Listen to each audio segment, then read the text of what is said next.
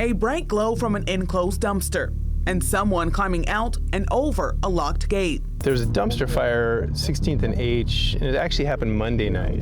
KCRA 3 Investigates rode along with Jeffrey Pease, investigator with the Sacramento Fire Department. We're gonna go over there and take a look at what burned. The fire spread quickly up this tree.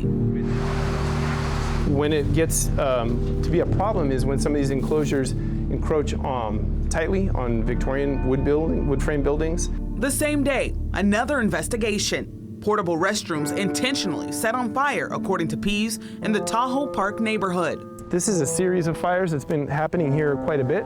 Days later, this person's tent in the Natomas area, also intentionally set on fire, according to Pease. The whole side of my thing got fire, so I grabbed my water and I dumped it. Pease believes all 3 fires were started by people who are homeless, a trend on the rise. In 2019, the Sacramento Fire Department responded to over 1,900 homeless-related fires. So far in 2022, that number, over 3,100. We don't know exactly why, but it has followed a trend in the increase in population of unhoused in Sacramento. Making an arrest can be complex. Pease says evidence and witnesses can be hard to find. It's a little harder with the homeless community because a lot of times identities are nicknames. And he says the same felony arson offenders are often rearrested.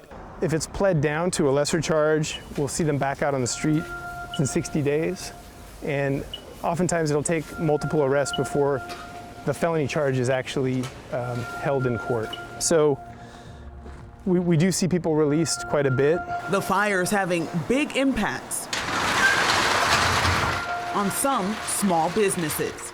It was a metal building, so it basically turned into a giant pizza oven. In 2020, Barber's Shop Automotive burned down. The fire started in a dumpster by a person believed to be homeless.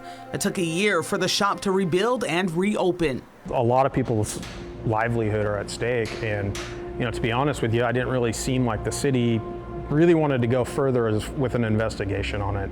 It was like, oh, we go from these night to night, we'll have sometimes 5 to 10 a night. That's a frustration the fire department says will only grow with active calls tasked to only 1 investigator on duty for the entire city. So we really haven't increased the investigation unit since the late 80s. And on the streets, a growing crisis.